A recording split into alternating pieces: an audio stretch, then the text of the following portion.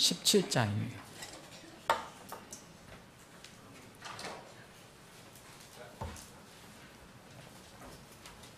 신명기 17장 14절부터 20절까지 제가 봉독합니다. 여러분이 한영 흠정역 대역 성경 가지고 계시면 312쪽이 됩니다. 신명기 17장 14절로부터 20절까지 제가 가지고 있는 성경을 읽겠습니다. 내가 주 내 하나님께서 내게 주시는 땅에 이르러 그 땅을 소유하여 그 안에 거할 때에 이르기를 나도 내 주변의 모든 민족들 같이 나를 다스릴 왕을 세우리라 하거든.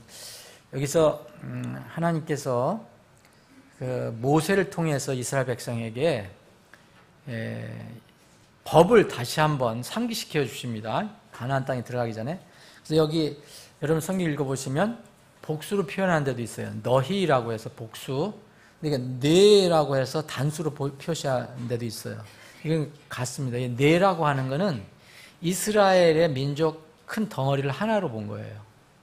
이게 어떤 개인을 얘기한 건 아닙니다. 이스라엘 전체. 반드시 15절입니다. 주 내 하나님께서 택하실 자를 너를 다스릴 왕으로 세울지니, 그러니까 이스라엘 다스릴 왕으로 세울지니 이런 얘기입니다. 곧 내 형제 중에서 한 사람을 너를 다스릴 왕으로 세울 것이요 내 형제가 아닌 타국인을 내 위에 세우지 말지니라. 그러나 그는 자기를 위해 말을 많이 늘리지 말며 말을 많이 늘리려고 백성을 이집트로 돌아가게 하지 말지니 주께서 너희에게 말씀하시기를 너희가 이후로는 그 길로 다시 돌아가지 말라 하셨느니라. 또 그는 자기를 위해 아내를 많이 두어 자기 마음이 돌아서지 않게 하며 자기를 위해 은금을 많이 쌓지 말지니라. 18절 19절 저와 함께 읽습니다. 여러분들 가지고 있는 성경 18절 19절 시작합니다.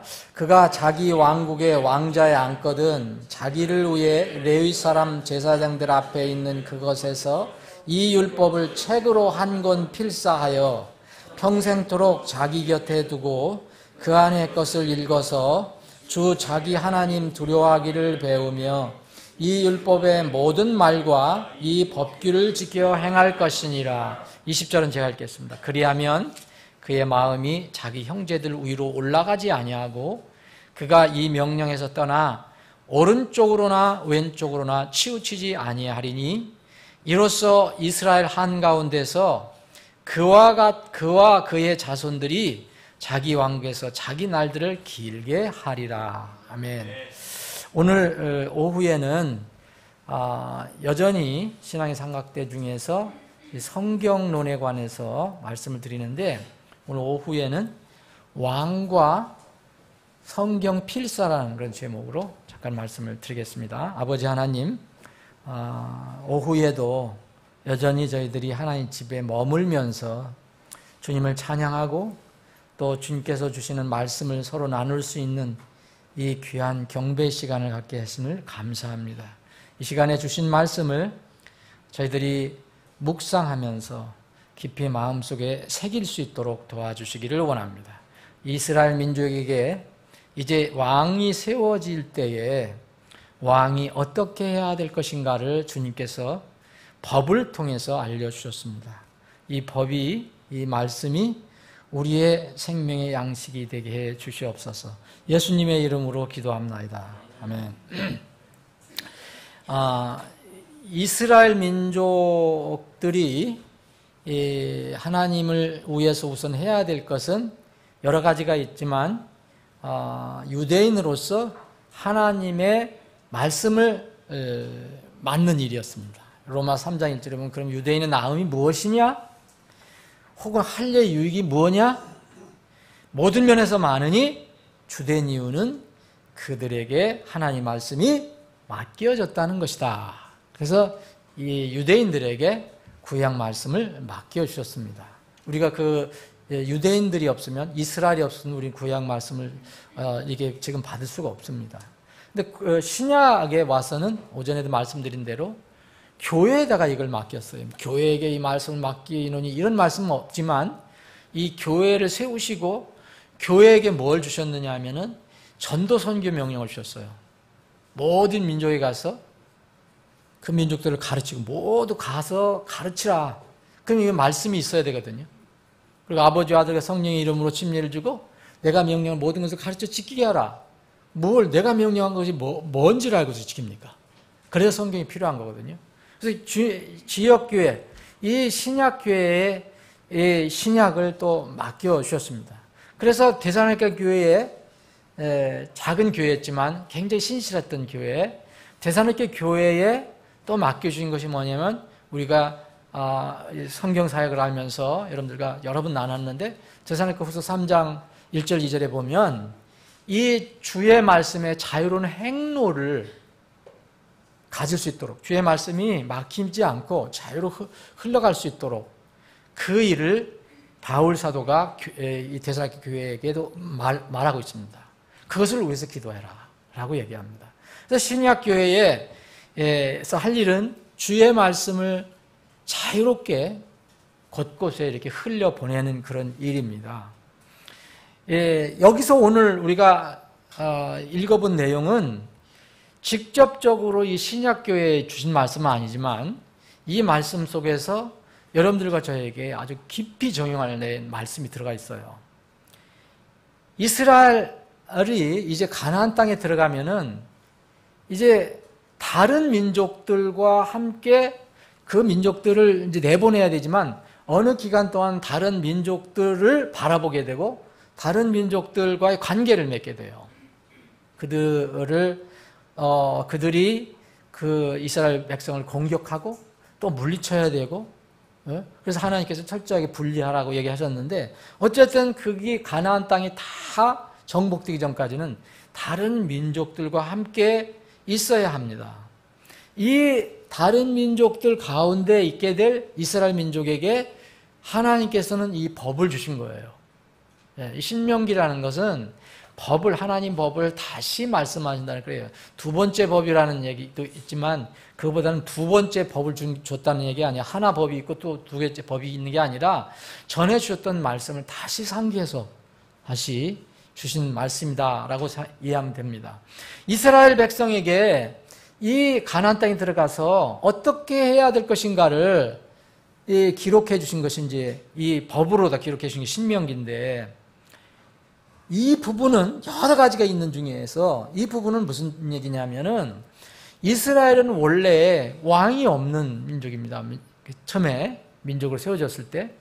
왜냐하면 당연히 왕은 누구가 왕이 되셔야 돼요?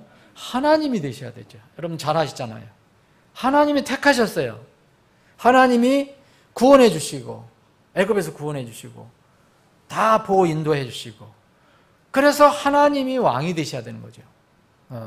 그런데 이스라엘 백성은 이제 하나님이 예언을 하셨어요. 저희들이 그 약한 이스라엘이 이제 가나안 땅에 들어가면 저 이교도 민족을 보고 또 광야에서 또 애굽에서 그 보고 온 거 또 광야에서도 주위에 있는 그 민족이 있었거든요. 다 왕들을 세우고 했던 이런 그 민족들을 보고 분명히 가나안 땅에 들어가면은 정착을 할 건데 정착을 움직이지 않고 이제 정착할 건데 이때가 되면 왕을 세우라고 할 것이다. 그 민족들이 백성들이 그걸 요구하게 될 것이라는 미리 주님께서 이제 예언을 하십니다. 그것을 주님께서는 이제 용인을 하시는 거예요. 용인. 처음에 여러분들 이 얘기를 보면은 처음에 주님께서 이게 허락지 않으십니다. 그런데 계속해서 얘기하니까 주님께서 그럼 한번 해보려면 그래요. 그래서 하나님께서는 이스라엘 땅에 그 가나안 땅에 이스라엘이 정착했을 때 이제 왕제도를 허락을 하십니다. 처음부터 이들이 가서 왕제도를 세워라 그게 아니고 이스라엘 백성들이 다른 민족을 보고 끈질기게 요구를 한 거예요. 끈질기게. 이미 하나님이 왕인데 자기들은 보이는 왕, 거창한 왕이 한번 행차하면 그 수레를 끌고 신하들이 대동하고 말들이 같이 다니고 화려하고 장엄한 이런 왕의, 특히 이제 애굽에서 그런 걸 바로 봤을 거 아닙니까? 이런 것들을 이제 마음에 두기 시작합니다. 사무엘상을 한번 보세요. 사무엘상 8장.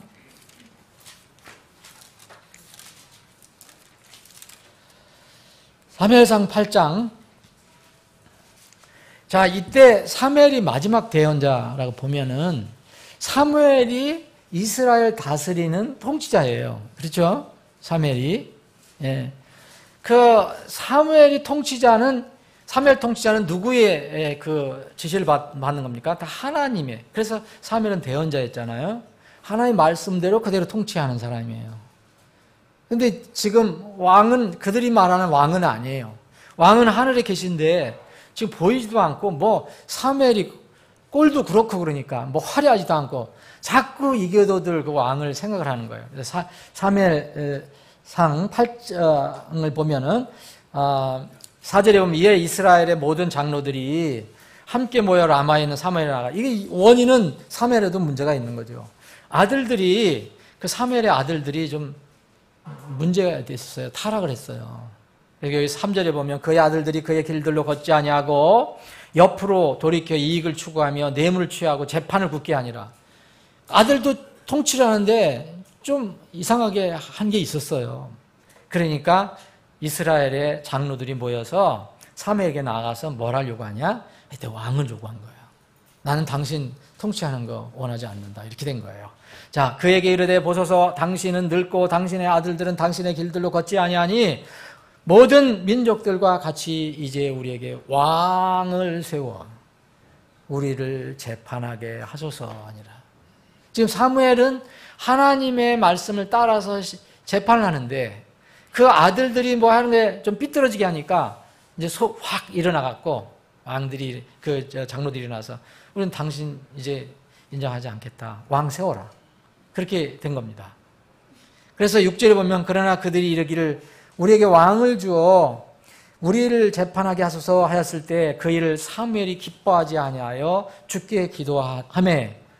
이거 하나님께서 사무엘을 세워서 이게 통치하는 건데 하나님이 왕인데 왕을 세워달라고 그러니 이건 안 맞는 거잖아요. 사람 왕을 세워달라니. 그러니까 이제 그 사무엘이 기분이 나빠서 하나님께 기도를 하니까 하나님께서 7절에 보면 사무엘에게 이르시되 백성이 내게 말하는 모든 것을 것에서 그들의 음성에 귀를 기울이라. 그들이 너를 버리지 아니하고 나를 버려서 내가 자기들을 통치하지 못하게 하려 하였느니라. 이게 명목은 사무엘하고 사무엘 아들들이 통치하는데 문제가 있다. 그래서 우리도 왕을 세워달라. 우리를 통치할 왕을 세워달라 하는데 실제로 마음속에 하나님은 정확히 꿰뚫고 말씀하시는 거잖아요. 보이지 않는 왕, 그거 자기들이 시시하니까 그 왕을 자기들이 인정하지 않겠다. 이런 얘기예요. 하나님이 그런 말씀하시는 거예요. 그래서 사무엘을 버린 게 아니라 하나님께서 나를 버렸다. 나를 버렸다. 왜냐하면 하나님이 통치하지 못하게 그렇게 했다라고 말씀하십니다. 이교도들의 왕하고 왕이 통치하는 거하고 하나님이 통치하는 건 다르거든요. 근데 뭔가 그게 더 멋있어 보이는 거예요. 이스라엘 백성들이. 그래서 사실 왕 제도가 그래서 여기서부터 세워진 겁니다. 원리는 그거예요. 자, 여기 19절에도 봐도 그래서 계속해서 이제 너희들 왕 세우면 인간 왕 세우면 그 인간 왕 때문에 너희들 굉장히 고생할 거다. 너희들 재산도 가져가야 되고 너희들 자녀들도 종으로 데려가야 되고 힘들다. 여기 18절에 보면 그날에 너희가 택한 너희 왕으로 인하여 너희가 부르짖을 터이나 주께서 그날에 너희 말을 듣지 아니하시리라. 지금 하나님이 왕인데 왜 자꾸 왕을 세워달라고 그러냐. 그래서 자꾸 고집을 피우거든요.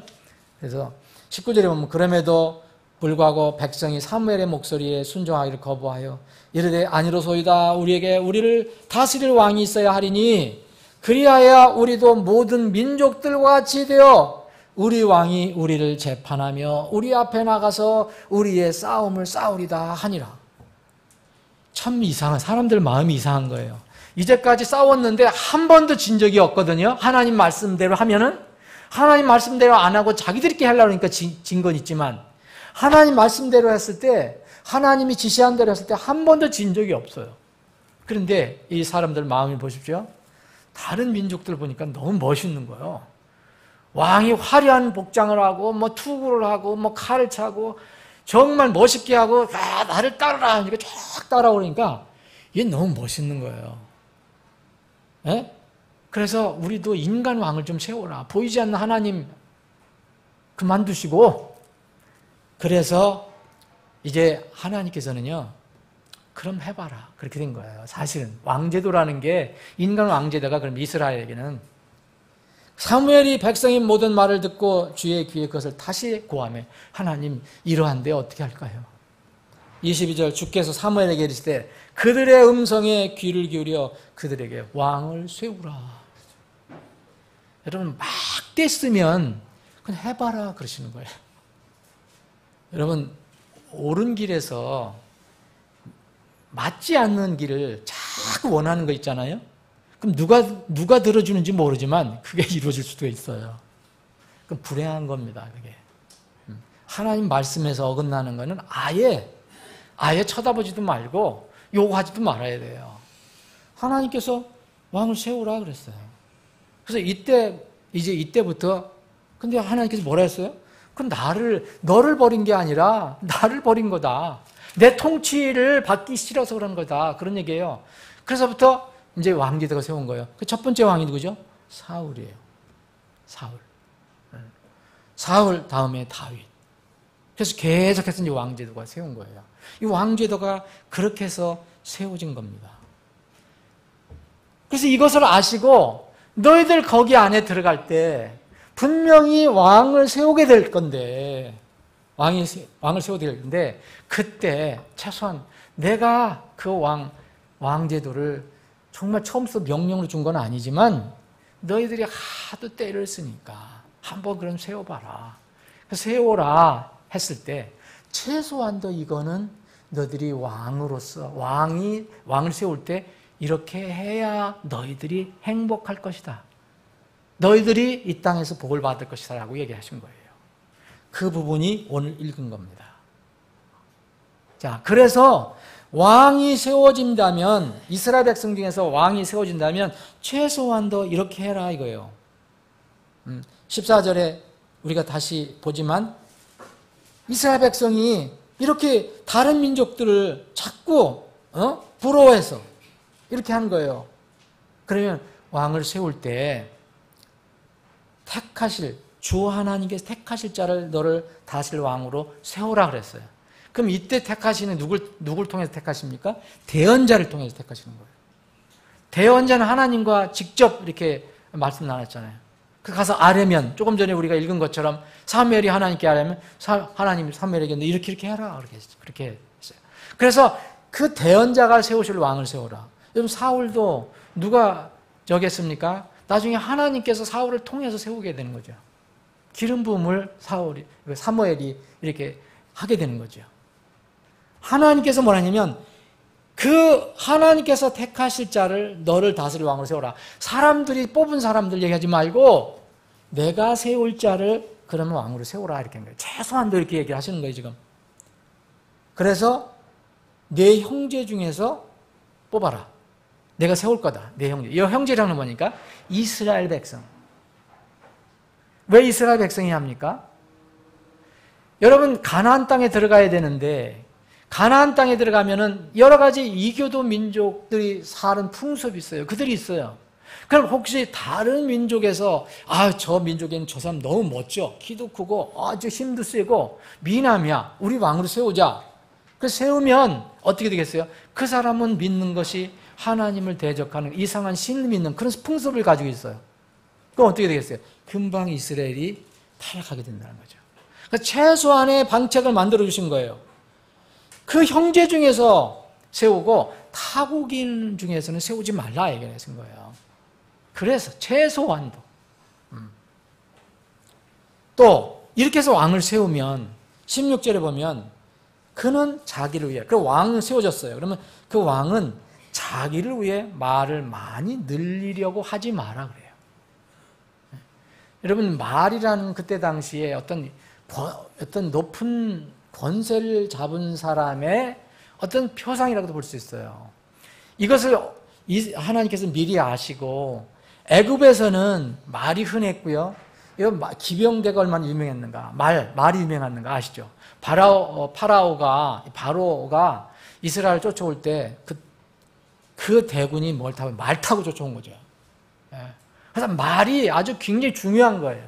그래서 이것이 왕과 직접적인 관련이 있었기 때문에 이런 말을 많이 늘리려고 생각을 하지 마라. 그래서 그 말을 많이 늘리려고 심지어는 이 이집트까지 보내지 마라. 말을 많이 늘리려고 하지 마라.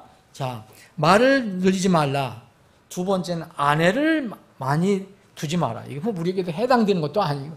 왕이잖아요. 옛날 고대 왕은요, 그 엄청난 권력을 가지고 있었기 때문에 이 시대의 개념하고는 틀려요. 그냥 왕은 사람들 죽이기도 하고 살 수도 있었잖아요. 마음대로 사는 거니까. 그래서 자기를 위해 아내를 많이 두지 마라. 그런 이유가 뭐냐면, 여러분, 이것도 영적으로 여러분들이 이해를 하셔야 돼요. 우리는 딱 신랑이 한 사람이에요. 그죠? 영적으로 예수 그리스도예요. 예수 그리스도. 우리의 영적인 배우자는 예수님 뿐이에요. 많이 두면 둘수록 우리 마음이 산란해지기 시작해요. 여러분들 주인을 많이 둬봐요. 스포츠도 내 주인이고, 문화도 내 주인이고, 영화도 내 주인이고, 텔레비도 내 주인이고, 우리 옛날에 임집사님 축구도 내 주인이었는데 축구도 내 주인이고, 그럼 여러분 다 분산이 되잖아요. 다 분산. 아내 많이 두지 마라. 너 사랑하는 거 많이 두지 마라. 자기 마음이 돌아서지 않게 해라. 또 뭐라냐? 은금을 많이 쌓지 마라. 이 왕에게 말하는 겁니다. 자, 권세, 명예, 그리고 아내, 좋아하는 거, 내 마음을 뺏어가는 거, 그리고 은금, 자기를 위해서. 은금, 재물, 세상의 재물에 너무 신경 쓰지 마라. 이게 최소한의 왕이 지켜야 할 그 법도를 주님께서 미리 해주신 거예요. 아직 이스라엘 백성은 지금 가나안도 못 들어가고 있어요. 이거 신명기는 광야에서 받은 겁니다. 그런데 미리 말씀하신 거예요. 이게 법으로 정해져 있어요. 이거를 이제 계속 모세 율법으로 오늘 아침에 읽은 것처럼 필사를 해서 보관도 해야 되고. 그런데 또 하나 재미있는 것이 나옵니다. 그 다음에. 자, 이런 것들 정말 하나님께서 택하심을 받는 사람은 다른 어떤 이유로도 그 하나님께서 그 사람을 왕으로 세운 목적에서 벗어나면 안 된다. 하나님께서 왕을 세우신 목적이 뭐죠? 자기를 위해서 왕을 세운 게 아니에요. 누구를 위해서 세운 겁니까? 이스라엘 백성을 위해서 세우는 거예요. 이스라엘을 다스리기 위해서. 자기 가족을 위해서 왕이 될 필요는 없어요. 그 나라, 민족을 위해서 왕이 된 거예요. 여기서 벗어나는 일은 하지 마라. 이런 얘기입니다. 그런데 이제 왕이라는 게 권세가 굉장히 있는 자리니까 모든 걸 다 하잖아요. 넘치게 하죠, 이제 막. 그래서 다 타락하는 대부분에. 북왕국 이스라엘 그 19왕은 한 왕도 선한 왕이 없었어요. 그 자리에 올라가면 다 그래요. 그래서 하나님께서 왕이 세워진다면 최소한도 이렇게 하라. 외국인 사람은 절대 안 된다. 왜냐하면 이상한 풍습, 관습 당연히 들어오게 돼 있다. 이 선민에게. 굉장히 혼란한 것이다. 그리고 하나님을 섬기고 그 백성, 하나님께 정해진 백성을 섬기는데 다른 데 신경 쓸 이유가 없다. 말, 아내, 은금 이런 것들은 뭡니까? 세상의 부, 자기 명예, 자기 육신의 쾌락 이런 것들을 표상하는 겁니다. 이런 거를 많이 둘 필요가 없다. 그리고 나서 18절, 19절에 보면 정말 중요한 말씀을 해요. 여러분, 왕이 세워진 것은 보이지 않는 하나님 왕을 어떤 면에 대신하는 거예요. 대신. 그래서 하나님이 그 왕을 허락을 하신 거잖아요. 다윗 왕이 나중에 그래서 예수님의 표상이 된 거죠. 다윗 왕 그러나 여전히 부족한 사람이었고. 그래서 왕국의 왕자에 앉거든 여기도 마찬가지예요. 누구를 위해요? 자기를 위해라는 거예요. 그럼 왕 자신을 위해서 그렇게 하라는 거예요. 왕 자신을 위해서 레위 사람 제사장들 앞에 있는 그것이라는 건 뭡니까? 율법입니다. 율법. 이 율법을 책으로 한 권 필사해서.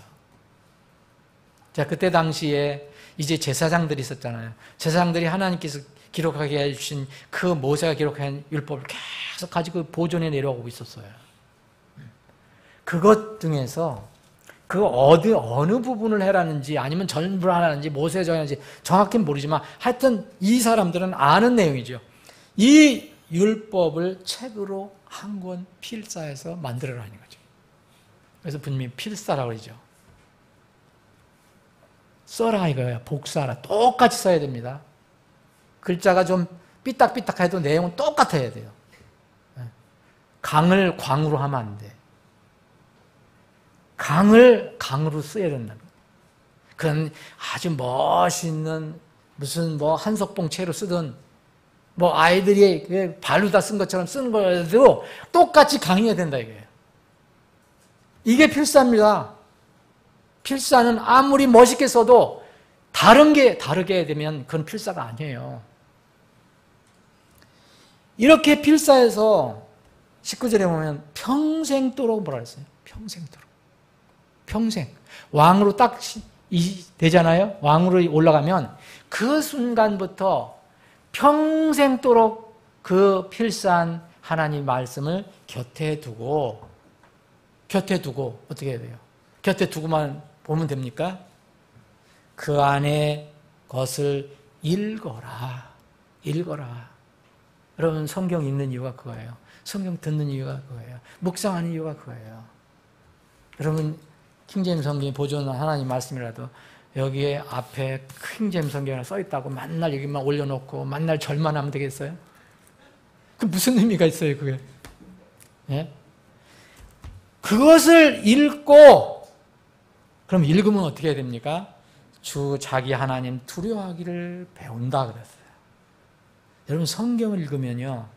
성경을 쭉 읽으면 하나님이라는 분을 알게 되고 하나님이 사실을 그냥 두려운 것보다도 경외하는 대상이 되는 거예요. 누구든지. 근데 왕이 왜 이게 필요하냐 이거예요. 왜 여기서 하나님께서 자기 하나님 두려워하기를 배우며를 먼저 썼을까요? 저는 생각해 봅니다. 왕은요. 왕이 되면은 보이는 게 없어요. 자기 위에 아무것도 없거든요. 여러분 한번 대통령 돼보세요. 대통령 위에 누가 있습니까? 마음대로 하잖아요. 예? 뭐 법안에서 한다라지만 뭐 얼마든지 할 수 있어요. 마음대로. 그런데 이 이스라엘 왕은 그러면 안 돼요. 네. 왕 위에 왕이 있거든요. 그 왕의 말씀이 뭡니까? 하나님 말씀이에요. 율법이에요. 그래서 너는 세상의 왕이라도 내 위에 있는 왕이 있다는 것을 늘 인식하게 하는 거예요. 그래서 하나님을 두려워하는 것을 배우라는 거예요. 이거 우리 그리스도인들에게 정말 적용할 깊은 내용이에요.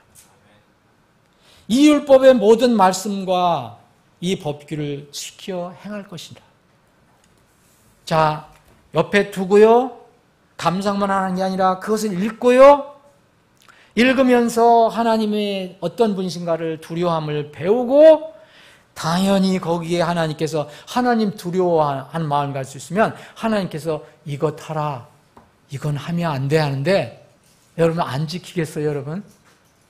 그 어떤 부분이 분명히 하나 저 명쾌한 게 있다 그랬는데 그거 안 지키겠습니까? 하나님 두려워하는 사람 다 지키게 되어 있습니다.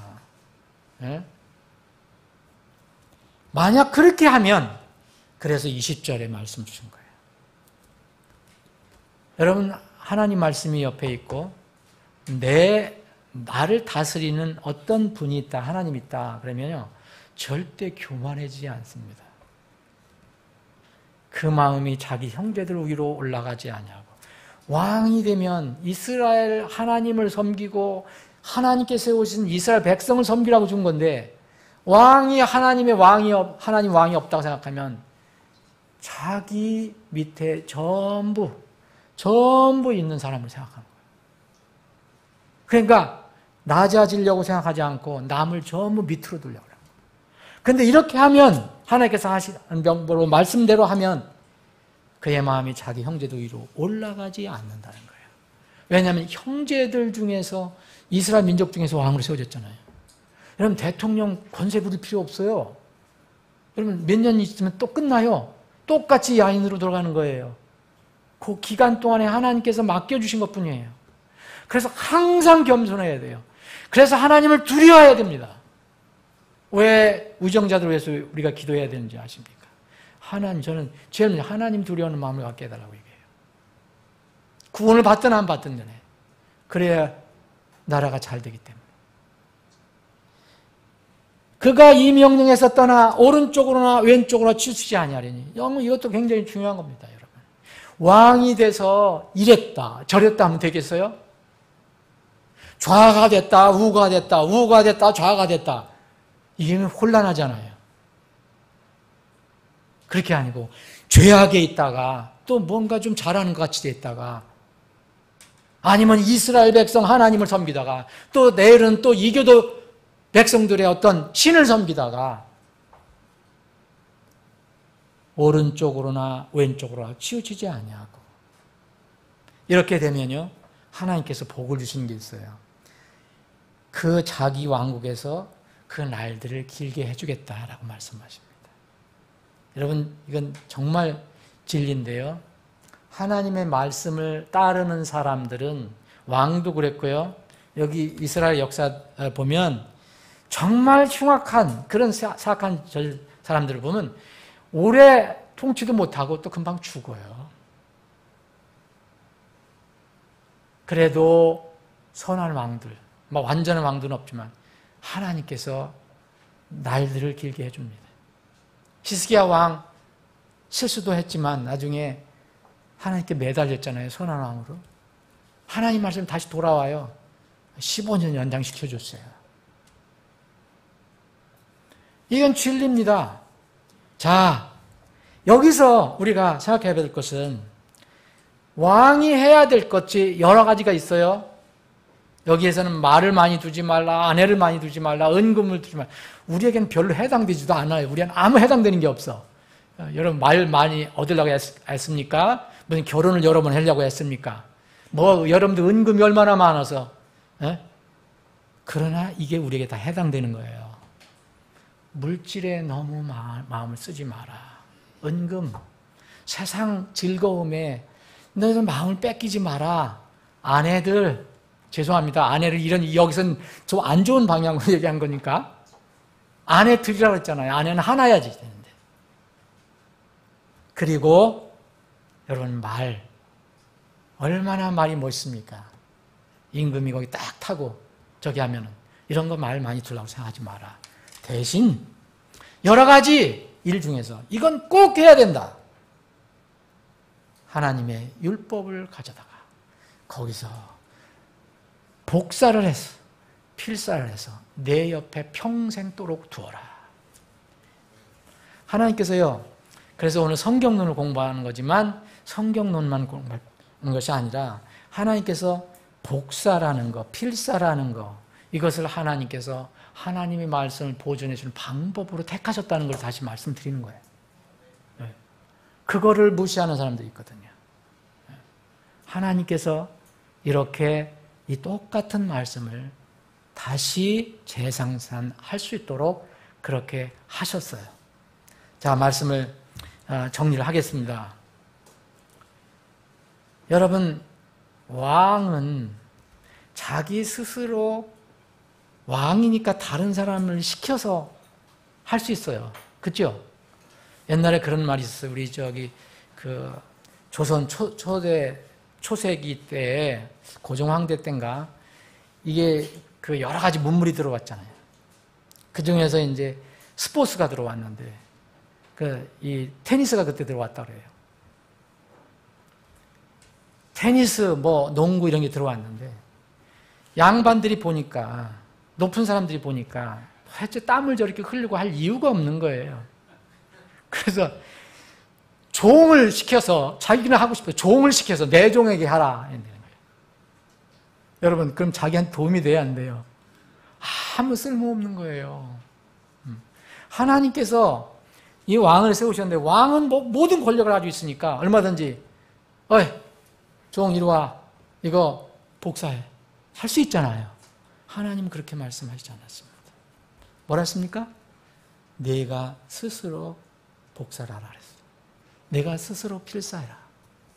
왕에게 얘기한 거예요. 종들이 얼마나 많아요. 신하들이 많아요.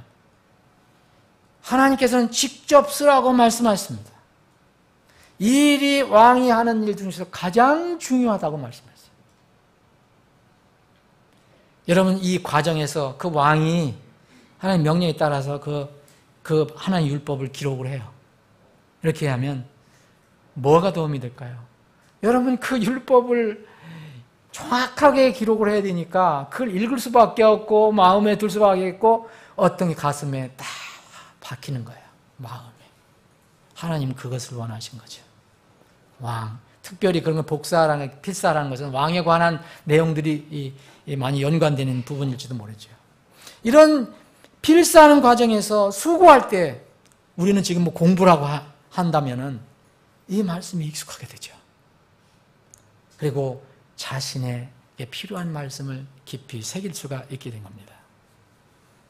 여러분, 지금 이 시대에 여러분 일부러 필사할 필요는 없어요, 여러분. 그런 분들도 있지만, 공부의 차원에서 할 수가 있겠지만, 여러분, 필사한 성경들이 얼마나 많이 있어요, 여러분. 다 가지고 있잖아요. 예? 그러면 지금 이렇게 필사된 성경을 내 옆에 두기만 하면 되는 거예요. 두고 그것을 읽고, 그 안에 있는 내용을 내가 잘 따라가려고 하면 됩니다. 그 말씀은 하나님을 두려워하는 말씀이 많이 나와 있어요. 왕은 필사를 시작해서 어떤 율법의 한 책을 만들라고 했어요. 이것을 평생 전생에 동안 두고 읽어야 돼요. 필수품입니다. 여러분, 보물이 있다면 가장 정말 제일 좋은 보물을 두는 어떤 금고를 여러분들이 부자라면 그걸 하나 만들 거 아닙니까? 살 거 아닙니까? 거기다가 은금 넣어두는 게 아니라 이거를 넣어두는 거예요. 그러다가 필요할 때마다 쓰는 거예요. 읽는 거예요. 그만큼 중요하다는 거죠. 왕은 자신을 위해서 성소에 있는 원본율법을 베껴서 그것을 평생 자기 곁에 두고 그 안에 있는 말씀을 읽어야 한다고 주님께서 말씀하셨어요. 모든 삶의 분야에서 하나님이 나의 주다. 하나님이 나의 왕이다. 하나님이 나의 통치자다. 하나님이 나의 주관자다. 하나님이 나의 안내자다. 이거를 고백하라는 거예요. 왕한테 고백하라는 거예요. 사랑하는 여러분, 마무리하면서 여러분들에게 질문합니다. 여러분들은 지금 영적 신분이 뭡니까? 여러분, 처음에 보면 하나님께서 제자들을 삼으실 때, 복음을 주고 제자를 삼으실 때 처음에는 예수님 따라가면은 종이라고 말씀하셨어요. 제자들을 얘기하는 겁니다. 종이라고 얘기했어요. 우리 다 종이에요. 그리스도의 종이죠? 하나님 종이죠? 부인할 사람 없어요. 그런데 여러분, 요한복음 13장에는 종이로 되어 있어요. 요한복음 15장을 넘어가면 이 종이 뭐로 바뀌냐면 친구라고 그래요. 친구. 너희는 내 친구라 그래요. 예수님이. 조금 더 나가면 또 다른 용어가 나와요.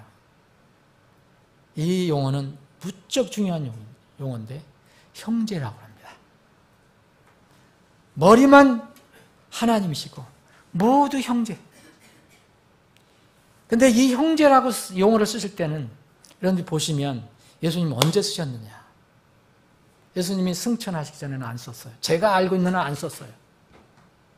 예수님이 비로소 쓰실 때는 십자가에서 대속사역을 완성하시고 묻히셨다가 3일 만에 부활하셨어요. 부활하신 뒤에 제자들에게 나타나셔서 이제 내 형제들이라고 부릅니다. 여러분 마태복음 28장 거기 보면 그 무덤에 나온 막달라 마리아와 여러 이 여인들에게 내 형제들에게 가서 말하라고 해요. 요한복음 20장 17절에도 내 형제들에게 가서 말하라. 이미 종이면서 또 친구이면서 또 그리스도 안에서 형제된 사람들이라고 얘기합니다. 여러분 그런데 예수님께서 바울사들을 통해서 하나님께서 바울사들을 통해서 우리 계시해 주신 건 뭐냐면 우리가 그리스도 안에 있으면 하나님의 우리가 자녀인데 하나님의 뭐라냐면 또 상속자라고 그랬어요. 상속자인데 보통 상속자가 아니에요. 어떤 상속자를 했습니까? 그리스도와 함께 공동 상속자를 했어요. 영어는 joint heir라고 했어요. 딱 붙어있는 상속자다. 이건 보통 신분이 아니에요. 보통 신분이 아니에요. 로마서 8장 17절에 여러분 읽어보시면 정말 감동스러운 말이에요. 이런 말씀을 읽을 때 그냥 휙 지나가는 게 아니라 자녀임은 상속자, 곧 하나님의 상속자, 곧 그리스도와 공동 상속자니 joint heir. 우리가 그분과 함께 고난당하면 이것은 우리가 함께 영광도 받으려 함이니라.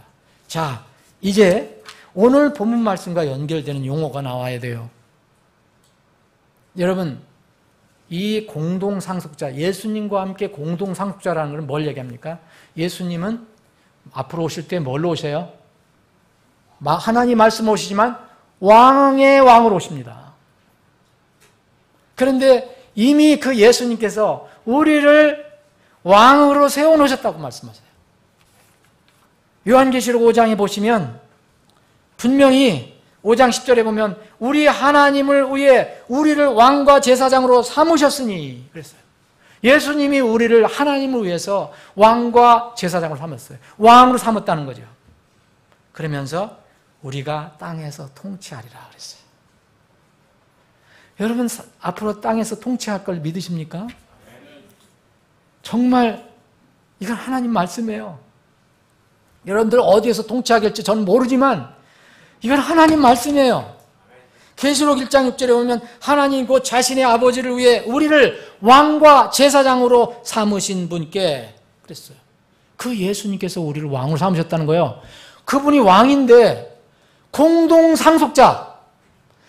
예수님이 왕이 분명 왕이에요. 근데 너희들과 함께 공동 상속자니까 왕으로 우리를 세워주신 거예요. 왕.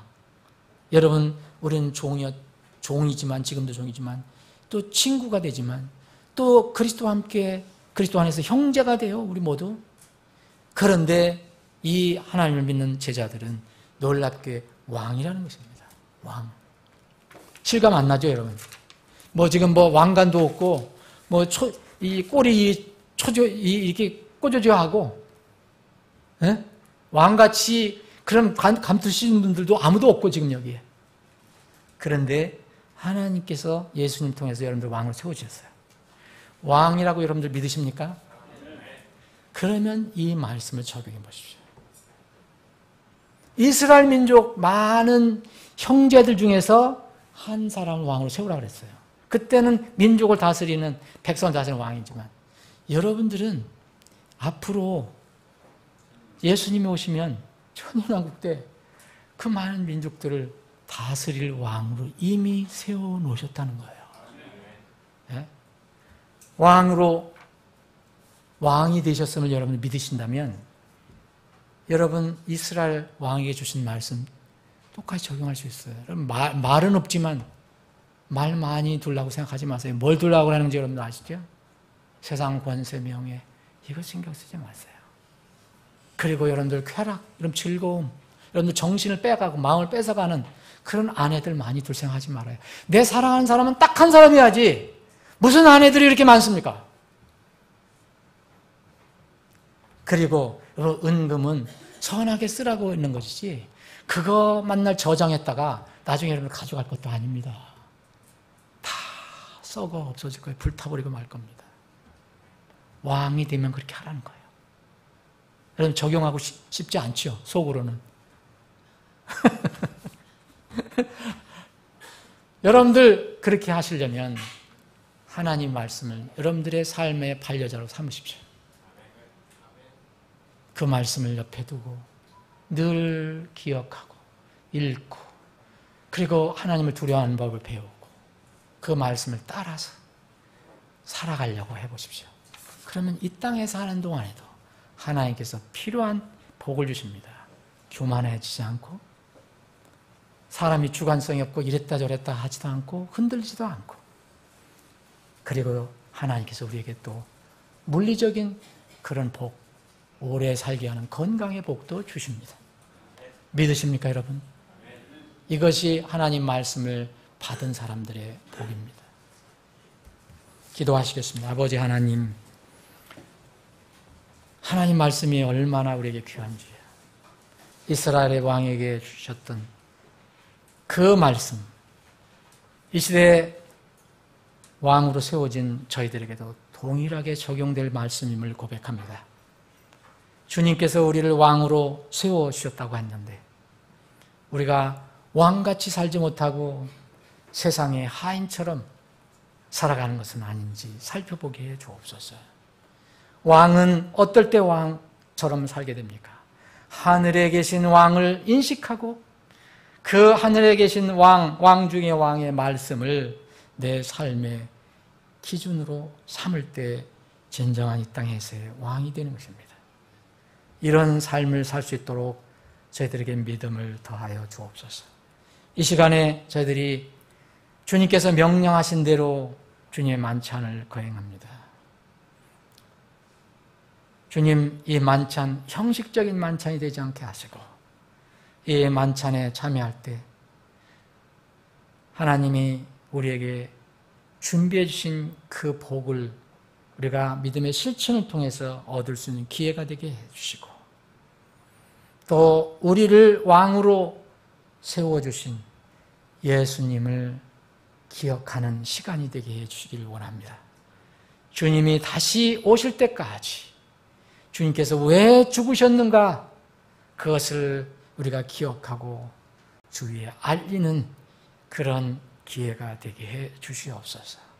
거룩하신 예수님의 이름으로 기도합나이다. 아멘. 두 형제님 모시겠습니다.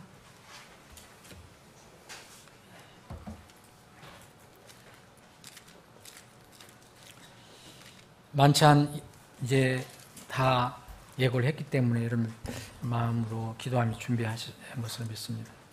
구원받고 침례 순종한 사람들은 누구나 기쁘게 참여할 수 있습니다. 여러분 만찬을 가볍게 보시는 분이 혹시 없게 되기를 원합니다. 근데 만찬을 참여할 수 있는 기회가 있는데도 참여하지 않는 사람들이 있다면 하나님 말씀 한번 생각해 봐야 됩니다. 이런 만찬에 한번 참여했다고 갑자기 만찬에 참여했다고 무슨 하늘에서 복이 막 뚜루 떨어지는 게 아닙니다. 그런데 하나님께서는 이 만찬에 참여하라고 말씀해요. 이게 지키라고 말씀했어요. 기억하라고 그랬습니다. 이거는 하나님의 말씀을 우리가 순종하고 따르는 것입니다. 그것은 결코 헛된 것이 아닙니다. 저는 안타까울 때가 있습니다.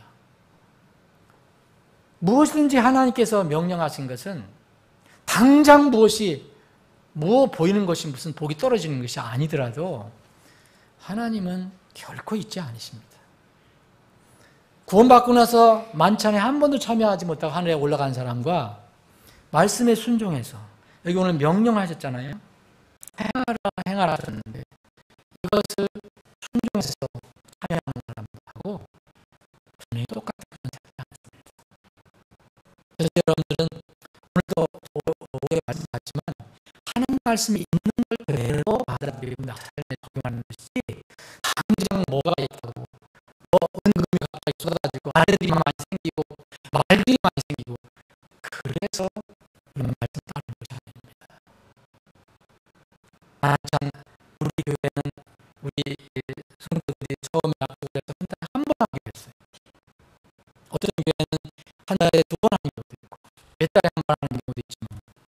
매주 하는 데도 있지만 우리는 한 달에 한 번 한다면 한 달에 한 번 할 때 교회에서 주님께서 약속한 것을 기쁘게 참여할 때 그 자체가 보이는, 혹시 저는 형식적으로 힘들게 많지 않다고 왜 하나 생각하시지 않기를 바랍니다. 말씀을 순종하면 그 자체가 복이 되는 것을 아시기 바랍니다. 먼저 우리를 위해서 주님께서, 예수님께서 아낌없이 우리를 위해서 주신 주님의 그 찢긴 고귀한 몸을 기념하고 상징하는 빵을 분배해 드리겠습니다.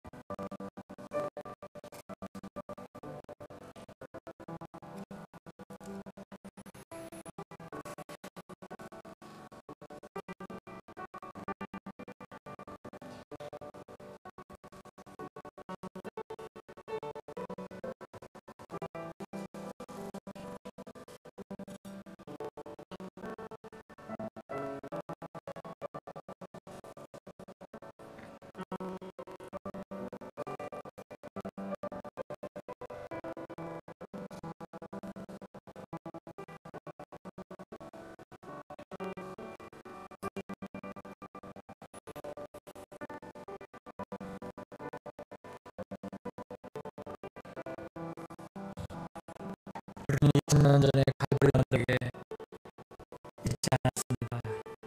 근데 성경은 분명히 예수님께서 그때 세상 죄를 제거하시기 위해서 십자가에서 몸이 찢기시고 피를 흘리시고 죽으셨다고 기록하고 있습니다. 왜 그분은, 내 하나님이신 그분, 여러분과 저를 위해서 몸이 찢겨졌습니다.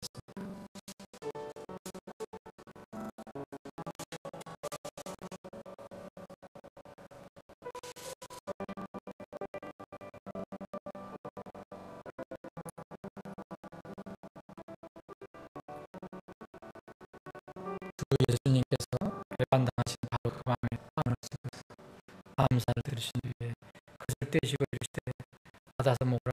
이것은 너희를 위하여 찢긴 내 몸이, 나를 기억하여 이것을 행하라. 함께 나누십시다.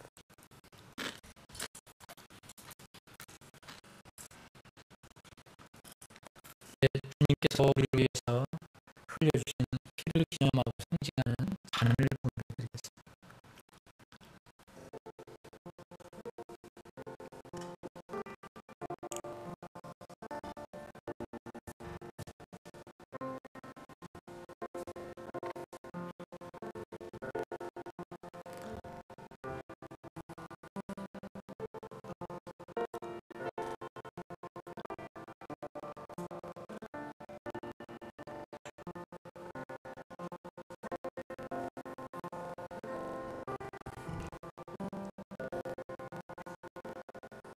예수님이 세우신 출애굽이 교회 이후로 벌써 2000년이라는 시간이 지났는데, 그 과정에서 교회의 이 진리가 많이 회백되고 오염되고 변질됐습니다. 그 중에 하나가 주님의 만찬이 어떤 이 만찬에 참여하면 큰 어떤 하나님의 역사적인 어떤 일이 일어난 것처럼 성례로 바뀌었고, 또 특별히 이 주님의 몸을 상징하는 이 빵이 누룩이 첨가된, 곧 부패와 죄가 죄를 상징하는 누룩이 첨가된 그런 떡과 빵으로 바뀌고 있고, 또 주님께서 흘려주신 그 복연한 피를 기념하고 상징하는 이 순수한 포도주 잔이 누룩이 들어간, 알코올이 들어간 지금 술로 대체되어 있는 상황입니다. 이것은 하나님을 모독하는 것입니다. 하나님은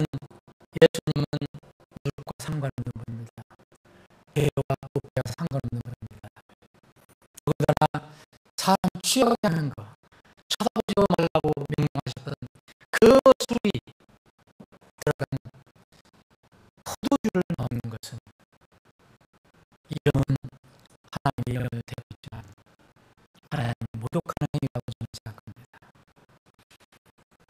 우리에게 주신 자는 그래서 순수한 무릎 그랄 골 들어가지 않은 순수한 그런 포도주로서 주님의 피를 대신 준용하는 것입니다. 저녁 식사 뒤에 또 그와 같은 방법으로 잔을 비우시고 이르시되 이 잔은 내 뼈로 세울 새 상속은 너희가 그것을 마실 때마다 나를 기억하여 이것을 말하셨느니라. 너희가 이 빵을 먹으며 이 잔을 마실 때마다 그의 죽으심을 그분께서 오실 때까지 보이느냐 함께 나누시겠습니다.